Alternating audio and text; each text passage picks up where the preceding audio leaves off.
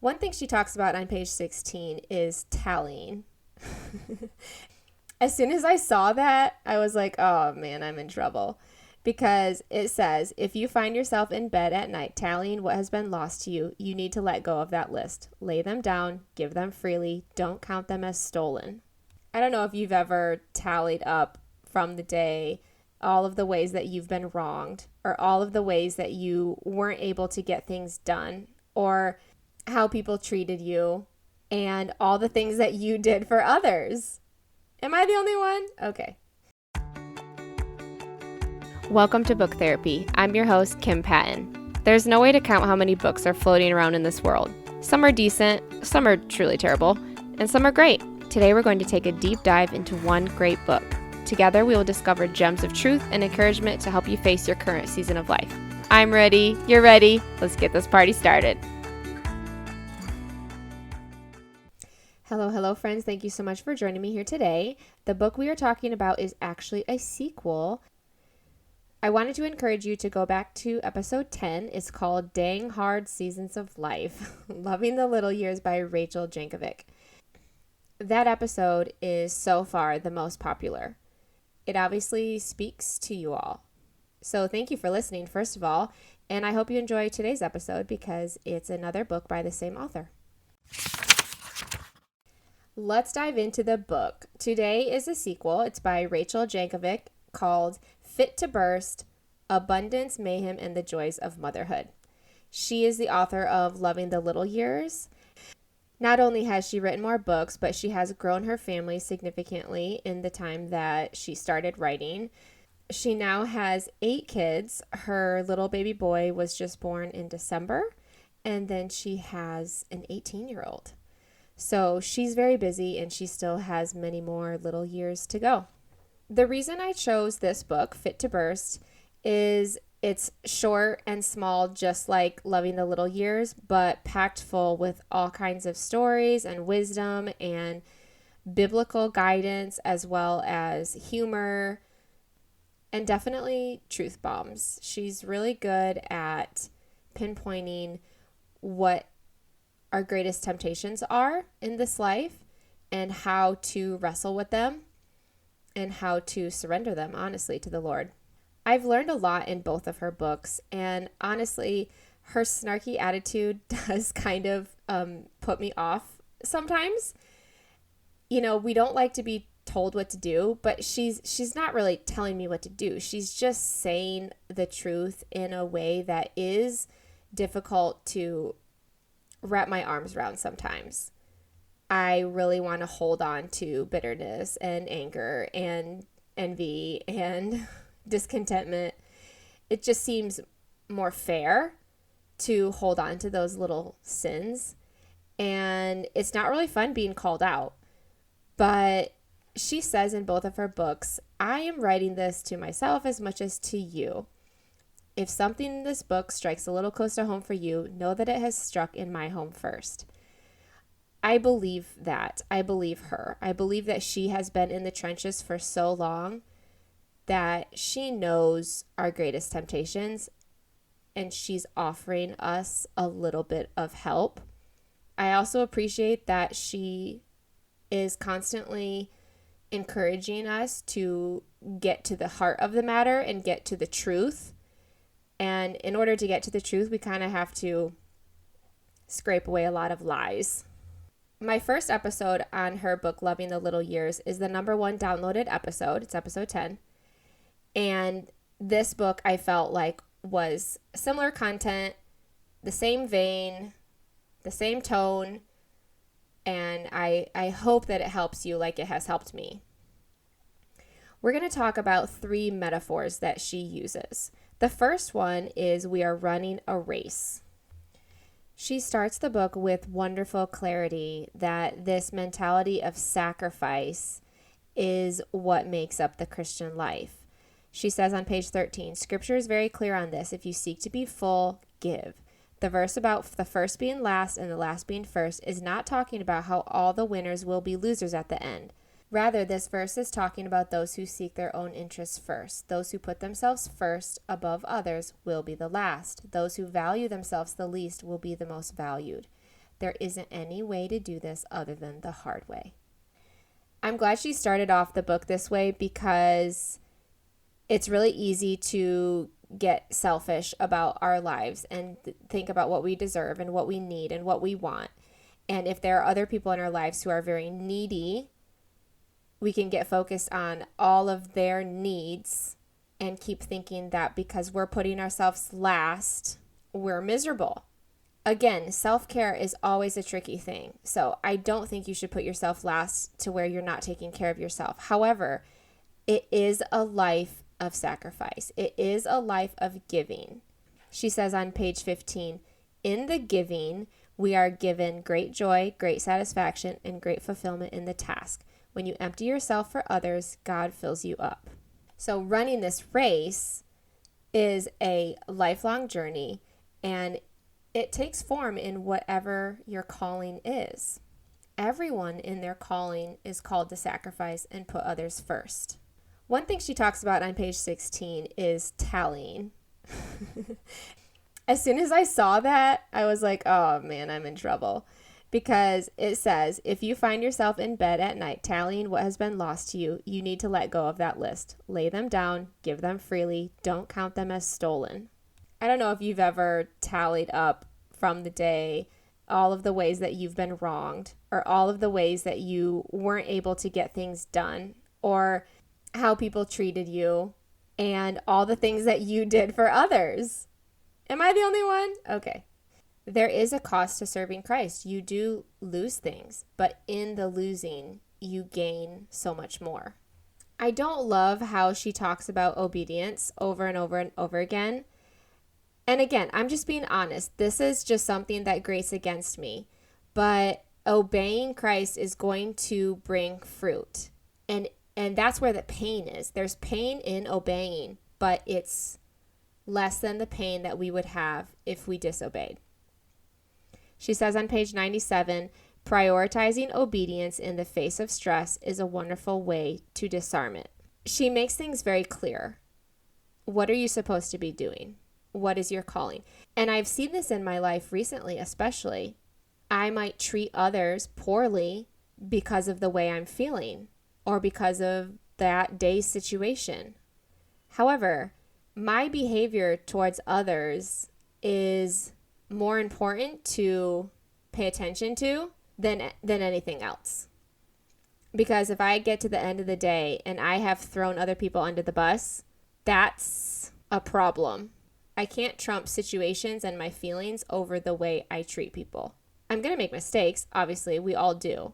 So there's forgiveness there, there's redemption, and there's grace. But I'm seeing the importance of my calling in my current season of life, not to make excuses for how I treat people because of how they treat me. The second metaphor is we are not stagnant photos. This analogy tells us that we are not creatures of arrival, as she says. She talks about our need to eat, sleep, breathe. We are dependent beings, and we are also repetitive beings. We all know what it looks like to see a beautiful picture. I remember flipping through magazines and seeing these beautiful couches or yards or families and just thinking, okay, that's life. You've officially arrived when your house and your family looks like a magazine. On page 40, this is how she frames it. Real life is messy because it is going somewhere. Things constantly need to be done because people are constantly growing. Repetition should not be discouraging to us. It should be challenging.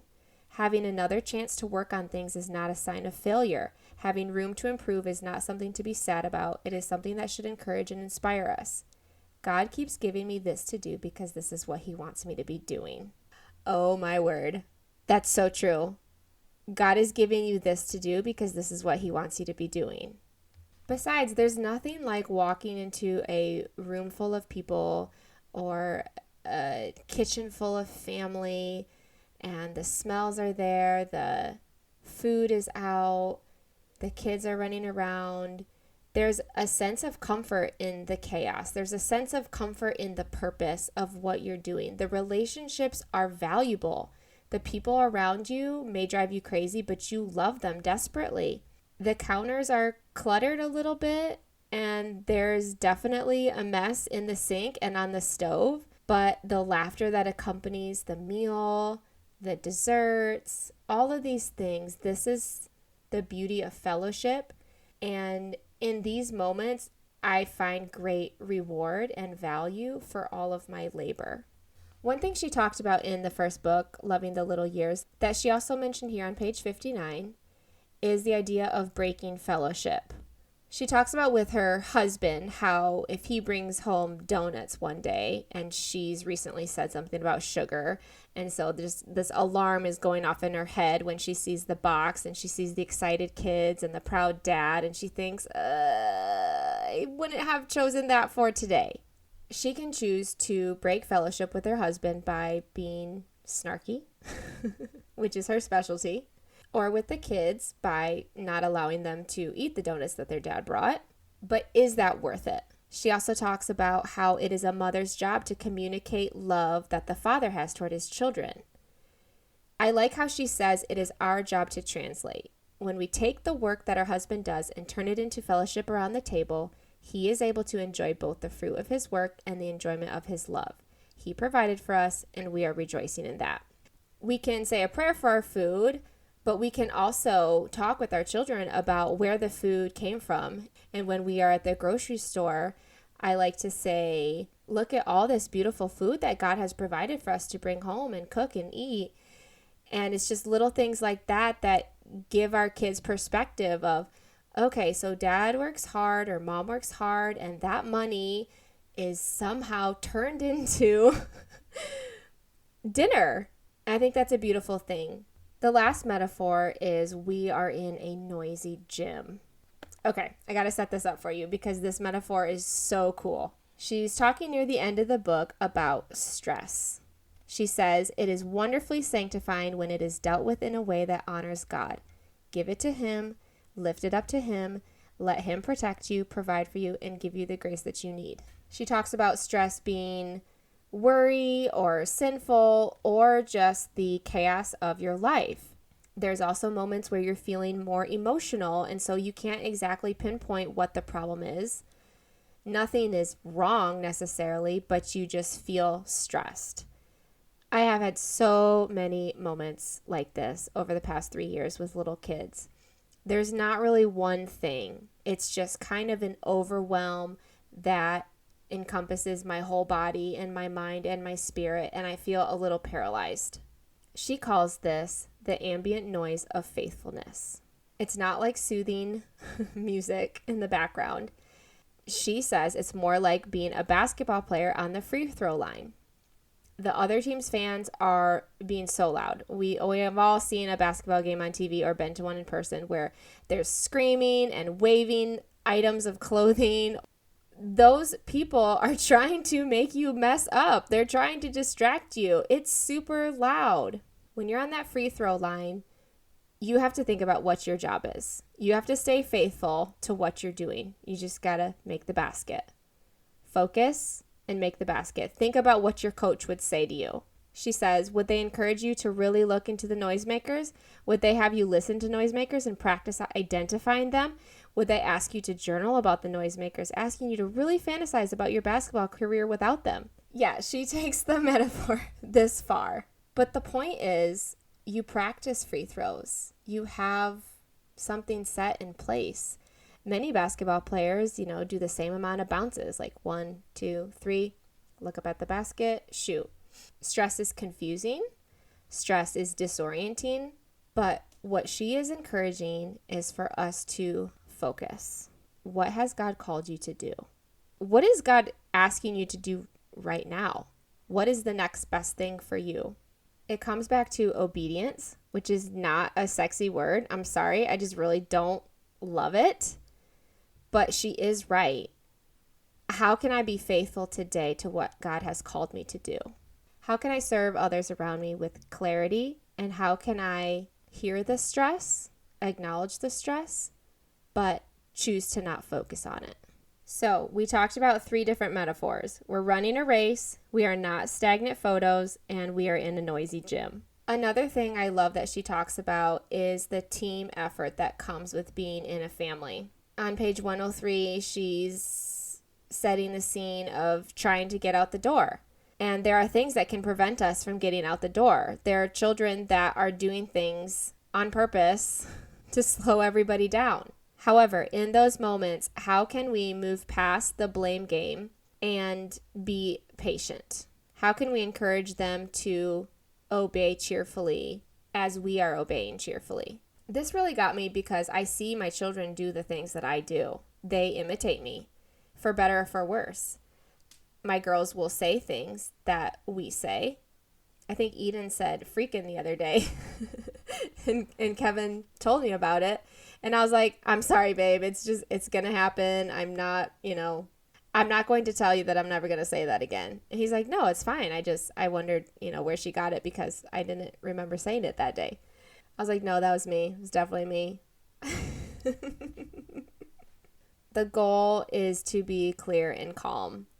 And I'm not always clear and calm, but I would like my children to be clear and calm. So it's my responsibility to model that for them. Just like they hear me say that we're thankful for the food and where it comes from and that provision, I'd like for them to, in the face of stress, be able to focus on the task ahead of them and take deep breaths and remain calm.